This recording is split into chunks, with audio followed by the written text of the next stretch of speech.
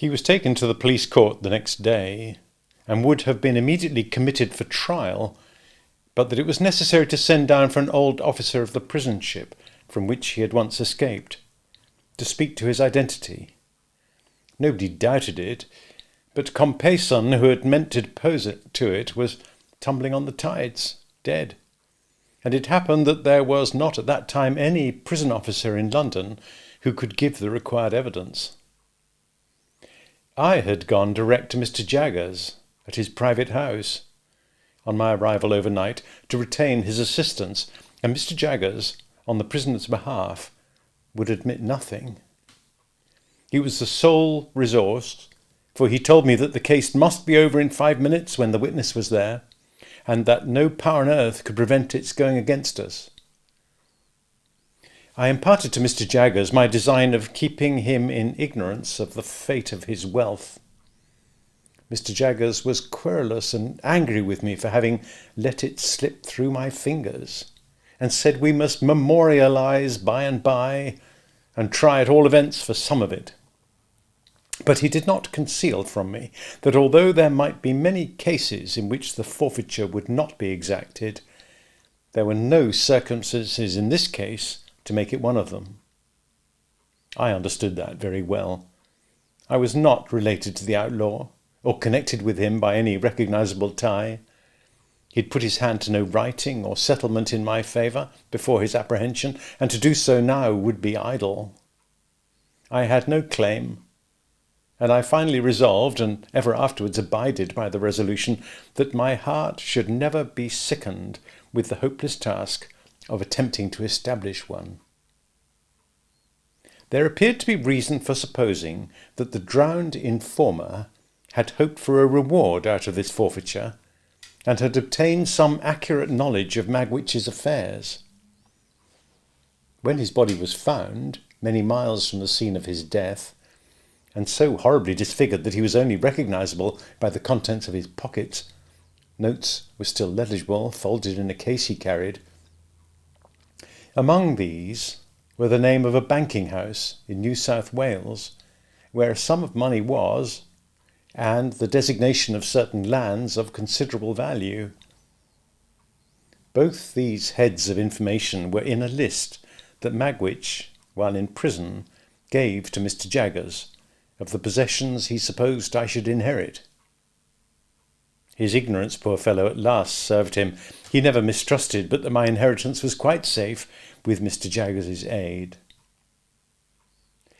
After 3 days' delay, during which the Crown prosecution stood over for the production of the witness from the prison ship, the witness came and completed the easy case.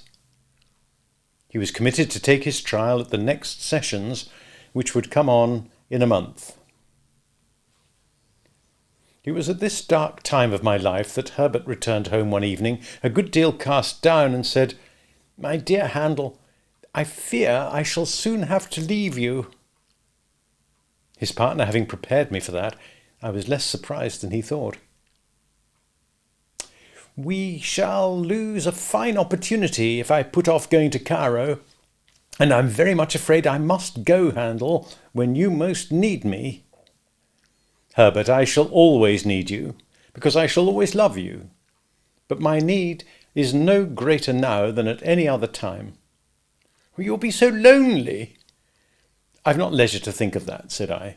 "You know that I'm always with him to the full extent of the time allowed, and that I should be with him all day long if I could. And when I come away from him, you know that my thoughts are with him." The dreadful condition to which he was brought was so appalling to both of us that we could not refer to it in plainer words. "My dear fellow," said Herbert, "let the near prospect of our separation, for it is very near, be my justification for troubling you about yourself. Have you thought of your future?" "No, for I've been afraid to think of any future." "But yours cannot be dismissed. Indeed, my dear, dear Handel, it must not be dismissed. I wish you would enter on it now, as far as a few friendly words go, with me." "I will," said I. "In this branch house of ours, Handel, we must have I saw that his delicacy was avoiding the right word, so I said, "A clerk?" "A clerk, and I hope it's not at all unlikely that he may expand, as a clerk of your acquaintance has expanded, into a partner. Now, Handel, in short, my dear boy, will you come to me?" There was something charmingly cordial and engaging in the manner in which, after saying, "Now, Handel," as if it were the grave beginning of a portentous business exordium, he had suddenly given up that tone, stretched out his honest hand, and spoken like a schoolboy. "Clara and I have talked about it again and again," Herbert pursued, "and the dear little thing begged me only this evening, with tears in her eyes, to say to you that if you will live with us when we come together, she will do her best to make you happy, and to convince her husband's friend that he is her friend too. We should get on so well, Handel." I thanked her heartily, and I thanked him heartily, but said I could not yet make sure of joining him as he so kindly offered. Firstly, my mind was too preoccupied to be able to take in the subject clearly. Secondly, there was a vague something lingering in my thoughts that will come out very near the end of this slight narrative. But if you thought, Herbert, that you could, without doing any injury to your business, leave the question open for a little while— "Oh, for any while," cried Herbert. 6 months? A year?" "Not so long as that," said I. 2 or 3 months at most." Herbert was highly delighted when we shook hands on this arrangement, and said he could now take courage to tell me that he believed he must go away at the end of the week. "And Clara?" said I. "Oh, the dear little thing," returned Herbert, "holds dutifully to her father as long as he lasts, but he won't last long. Mrs. Wimple confides to me that he is certainly going." "Not to say an unfeeling thing," said I. "He cannot do better than go."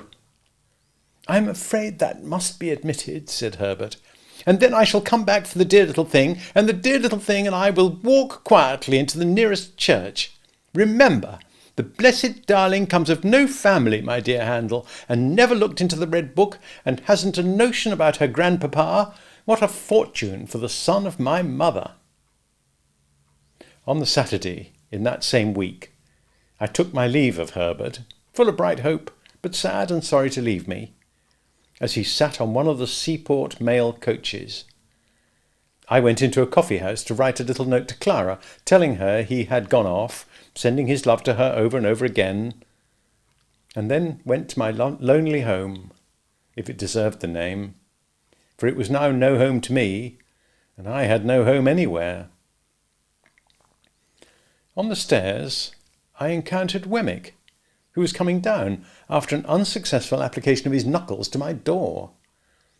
I had not seen him alone since the disastrous issue of the attempted flight, and he had come, in his private and personal capacity, to say a few words of explanation in reference to that failure. "The late Compeyson," said Wemmick, "had by little and little got at the bottom of half of the regular business now transacted, and it was from the talk of some of his people in trouble, some of his people being always in trouble, that I heard what I did. I kept my ears open, seeming to have them shut, until I heard that he was absent, and I thought that would be the best time for making the attempt. I can only suppose now that it was a part of his policy, as a very clever man, habitually to deceive his own instruments. You don't blame me, I hope, Mr. Pip? I'm sure I tried to serve you with all my heart." "I'm as sure of that, Wemmick, as you can be, and I thank you most earnestly for all your interest and friendship." "Oh, thank you very much. It's a bad job," said Wemmick, scratching his head, "and I assure you I haven't been so cut up for a long time. What I look at is the sacrifice of so much portable property. Dear me!" "What I think of, Wemmick, is the poor owner of the property." "Yes, to be sure," said Wemmick. "Of course there can be no objection to your being sorry for him, and I'd put down a £5 note myself to get him out of it. But what I look at is this. The late Compeyson, having been beforehand with him in intelligence of his return, and being so determined to bring him to book, I do not think he could have been saved, whereas the portable property certainly could have been saved. That's the difference between the property and the owner, don't you see? I invited Wemmick to come upstairs and refresh himself with a glass of grog before walking to Walworth. He accepted the invitation, and while he was drinking his moderate allowance, he said, with nothing to lead up to it, and after having appeared rather fidgety, "What do you think of my meaning to take a holiday on Monday, Mr. Pip?" "Why, I suppose you've not done such a thing these 12 months." "These 12 years, more likely," said Wemmick. "Yes, I'm going to take a holiday. More than that, I'm going to take a walk. More than that, I'm going to ask you to take a walk with me." I was about to excuse myself as being but a bad companion just then, when Wemmick anticipated me. "I know your engagement," said he, "and I know you're out of sorts, Mr. Pip, but if you could oblige me, I should take it as a kindness. It ain't a long walk, and it's an early one, so it might occupy you, including breakfast on the walk, from 8 to 12. Couldn't you stretch a point and manage it?" He had done so much for me at various times that this was very little to do for him. I said I could manage it, would manage it, and he was so very much pleased by my acquiescence that I was pleased too. At his particular request, I appointed to call for him at the castle at 8:30 on Monday morning, and so we parted for the time.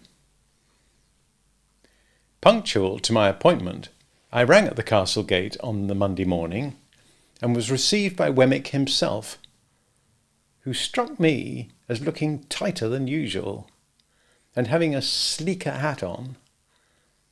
Within there were 2 glasses of rum and milk prepared, and 2 biscuits. The aged must have been stirring with the lark, for glancing into the perspective of his bedroom, I observed that his bed was empty.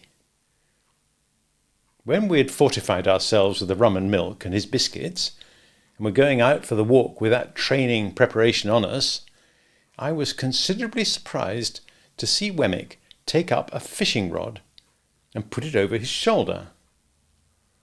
"Why, we're not going fishing," said I. "No," returned Wemmick, "but I like to walk with one." I thought this odd. However, I said nothing, and we set off.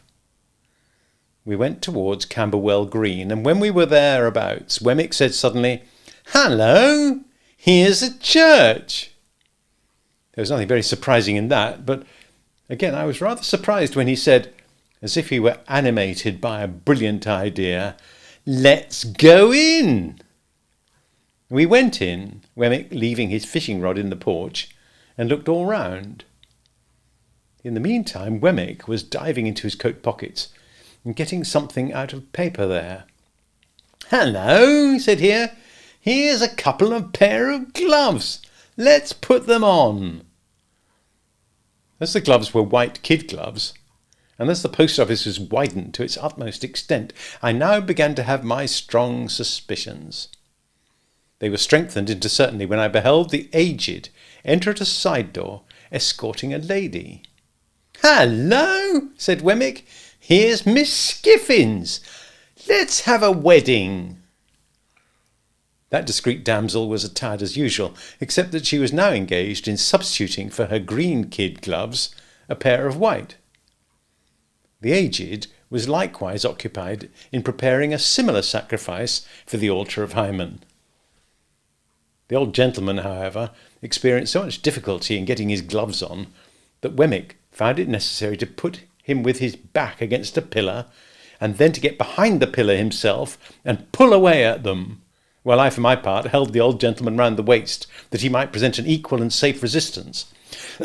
By dint of this ingenious scheme, his gloves were got on to perfection. The clerk and clergyman then appearing, we were ranged in order at those fatal rails. True to his notion of seeming to do it all without preparation, I heard Wemmick say to himself, as he took something out of his waistcoat pocket before the service began, "Hello, here's a ring." I acted in the capacity of backer or best man to the bridegroom, while a little limp pew-opener in a soft bonnet like a baby's made a feint of being the bosom friend of Miss Skiffins.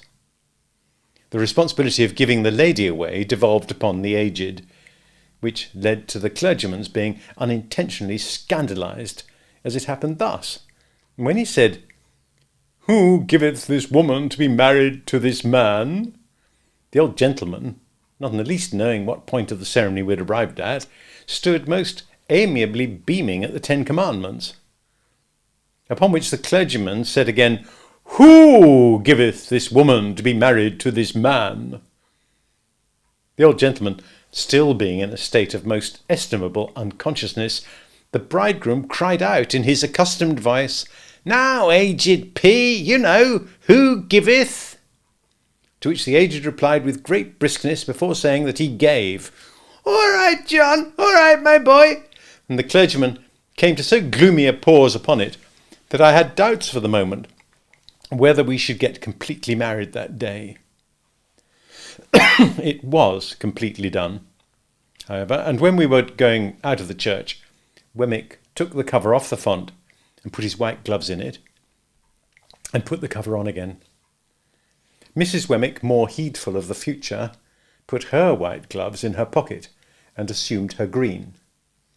"Now, Mr. Pip," said Wemmick, triumphantly shouldering the fishing rod as we came out, "let me ask you whether anybody would suppose this to be a wedding party?"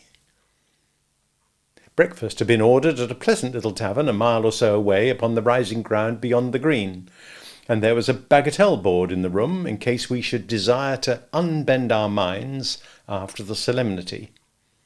It was pleasant to observe that Mrs. Wemmick no longer unwound Wemmick's arm when it adapted itself to her figure, but sat in a high-backed chair against the wall, like a violoncello in its case, and submitted to be embraced as that melodious instrument might have done. We had an excellent breakfast, and when anyone declined anything on the table, Wemmick said, "Provided by contract, you know, don't be afraid of it." I drank to the new couple, drank to the aged, drank to the castle, saluted the bride at parting, and made myself as agreeable as I could.